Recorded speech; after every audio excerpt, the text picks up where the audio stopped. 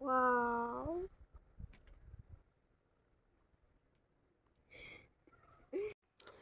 নিয়ে চলে আসলাম ধুপি পিঠে। আর এই ধুপি পিঠে কীভাবে বানাইলাম সেই পিঠা বানানোর আজকে সেই মজার ভিডিওটা আপনাদের সাথে শেয়ার করব।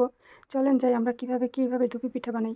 চলে আসলাম শীতের দিনে শীতের পুলি পিঠা বানাবো। এখন কি বানাবো সেটাই আপনাদেরকে দেখাচ্ছি, দাঁড়ান। অলরেডি আমার আম্মু চুলা ধরিয়ে দিয়েছে, তো ভাপা পিঠা হবে আজকে। কে কে খেতে চান চলে আসেন। আজকে নারকেলের আনছো, এই যে আমরা নিয়ে আসলাম চাউলের গুঁড়ো, আর গুড় এখনো আনতে পারি নাই, আনবো। আর এই যে নারিকেল, আর হচ্ছে আমার আম্মু অলরেডি পানি দিয়ে দিয়েছে। ও কি মজা! নারকেলের দাম কত করে কেউ বলতে পারবেন? পুরাটা কি সুন্দর একদম মানে ব্লেন্ড করে নিয়েছি আমরা। না খোলা লাগবে না, রাইখে দাও। তারপরে হচ্ছে এই হলো নারিকেল, এই হচ্ছে গুড়, খেজুরের গুড়। এখন আমরা এই যে পানি গরম দিয়ে দিয়েছি চুলায়।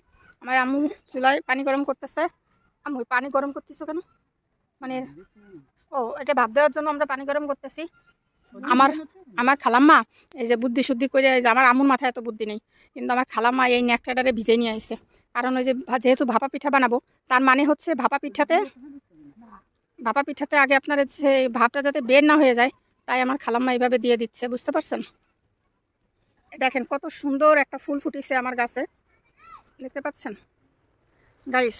এই যে হলো আমাদের ছাদ, ফুলের বাহার। দেখেন এখানে আমরা রান্না বান্না করতেছি।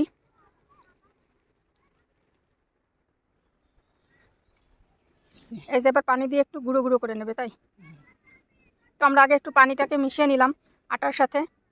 লবণ দিতে হবে না? আচ্ছা, আমরা এটা চাউলের গুঁড়ার সাথে কিন্তু লবণ অ্যাড করেছি।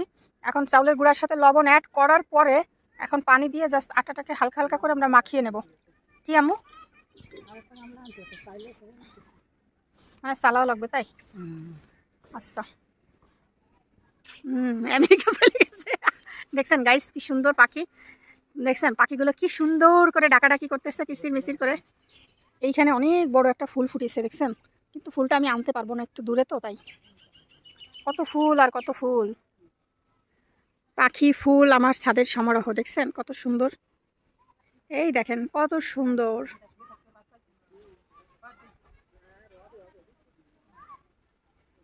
কি যে সুন্দর, আমার গাছে সিমও হয়েছে, দেখবেন? দেখছেন এই যে সিম হয়েছে। দেখেন চুলার অবস্থা, দেখেন চুলা জ্বলতেছে না, কি পরিমাণ ধোয়া হইতেছে। নিচের চুলা অবশ্য আম্মু রান্না করে, তো ওইটা অনেক ভালো জ্বলে, কিন্তু ওইখানে আবার আমি ঘুরে ঘুরে আপনাদেরকে দেখাইতে পারি না, ঠিক আছে?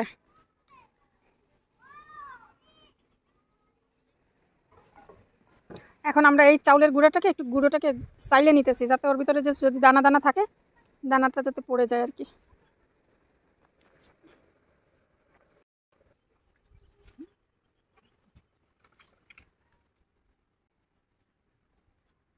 শুধু পিঠা বানাইলে হবে? আপনাদের একটু প্রকৃতি দেখাবো না, তা কি হয়? এই যে আমাদের চুলায় দেখছেন পানি গরম দিছিলাম, সেটা ভাপ অলরেডি উঠে গেছে। এখন আমরা পিঠা বানাইয়ে এখানে ভাপ দেবো। আমার আম্মু মুখ আটকাই দিচ্ছে।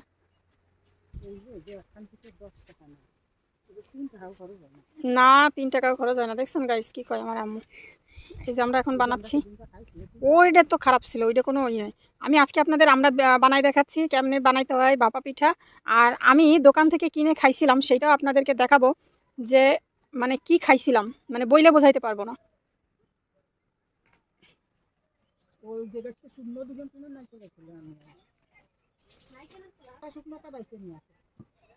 নারকেল দিলাম, প্রথমে গুড় দিছি, পরে নারকেল, আবার একটু গুড় দিয়ে তারপরে আবার একটু সুন্দর করে করে দিতাম, চেপে চেপে দিচ্ছি।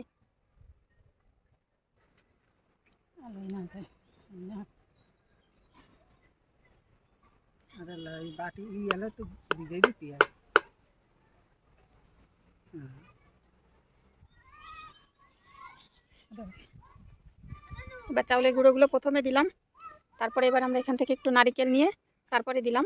এবার একটু গুড় নিলাম, গুড়গুলোকে দিয়ে দিলাম, ব্যাস।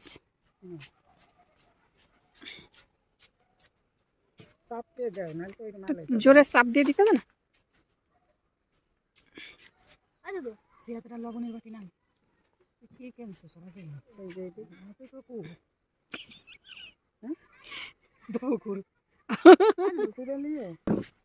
চুলির ভিতর দিয়ে ধুয়ে গেছে ওখান তো করে না এটাকে চালু কোয়ালিটি ওই ব্যাগটারে ডিজাইন হলে ভালো ভালো হয়ে গেলেও ওই সিদ্ধ হয়ে গেলে ওখানে উঠে দিই তাহলে টাইট করে সমান এটা টাইট করে দিতে হয় আর আমাদের বাটি হয়ে গেছে বড় গাইস বাটিতে তো যা আছে এটাতে একটু ভিজে ভিজে করলে ভালো হতো না দাও ওই লাইটে যাবে না দাও দেখা যাক কি হয় প্রথমে আমি একটা বাটি নিলাম বাটিতে আমি একটু গুঁড়া দিলাম গুঁড়া দিছি এবার একটুখানি গুড় দেব একটুখানি গুড় দিলাম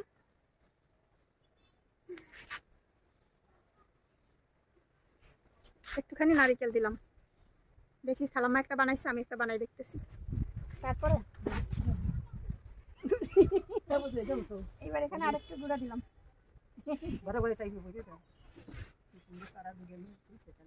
আজকে লাগাবো বানানোর পরে গাছ লাগাবো বাস আর দেবো না ওই কাদা তো বাইরে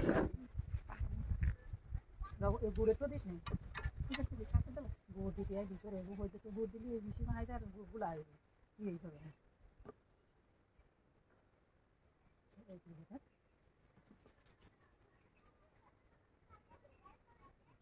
চেনের তো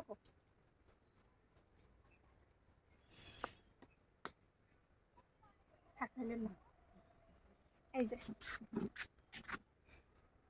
দেখছেন ধোয়া চুলের রান্নার কি শান্তি দেখছেন অনুভূতি কি দলি খালাম্মা ফিটে কাটা খাই লাইছে এটা তো ভালো কথা হলো না আপনারা দিল না তো বানাইছি নাকি ফেলাই দিয়েছে নাকি তাই করি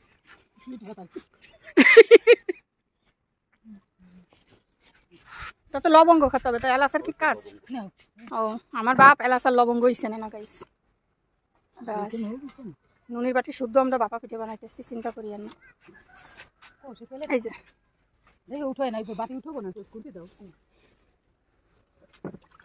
পানি দিছি কেমন জানি রসকস বিহীন মনে হচ্ছে আর ডলি খালাম্মার মতো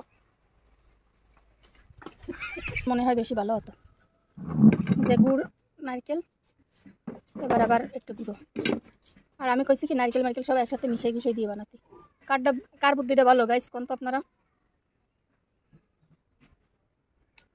আজকে আমি গোসল করবো না আল্লাহ দিয়ে শরীর দিয়ে মুইয়ে ফেলাই খয়বে না লাভ আছে আমার মাকে কত বুদ্ধি অভাব নেই বুদ্ধির এখানে ধরে প্রপোজ দাও টেস্ট করো খেয়ে বলো কেমন হয়েছে আমাকে একটু দাও তো আম্মু থাক আর লাগবে না শার মজা হয়েছে বানাচ্ছে তার আগেই দেখেন গাইস বানানোর আগেই গাইস খেয়ে ফেলে দিচ্ছে আমার আম্মু এখন আমার খালামণি আর একটা দিচ্ছে পিঠা দেখেন গাইস ওইটাকে ওই দুটোকে এখন উঠাবেন খালামা ওই নেন তুমি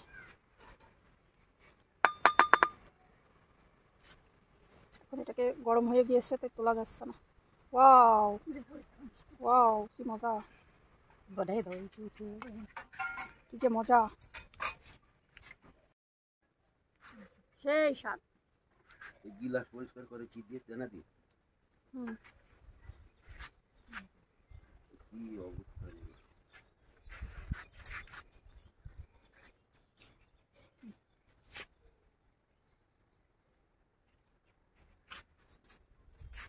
শীত নয় তাও গরম করে কেন করবেন না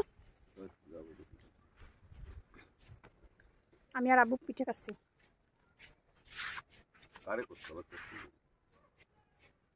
আপনাকে কি পেট ফলবে আব্বু কয় আপনাকে বলে পেট ফলবে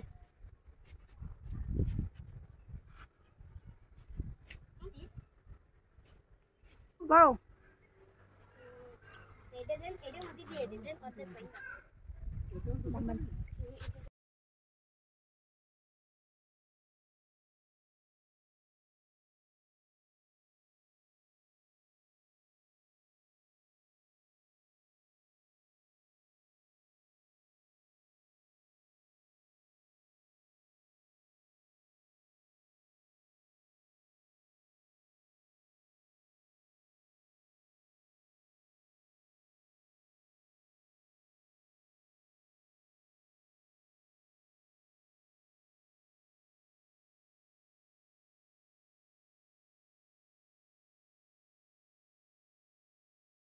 বেরো না এই যে শীতে পিঠে বানায় ভাজা পিঠে বানায় পিঠে কুষ্টি দেশের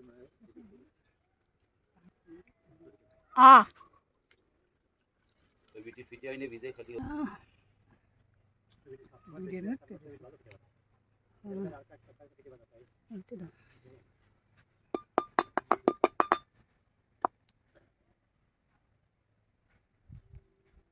গুড় আছে না আরো আর কয়দিন আব্বু?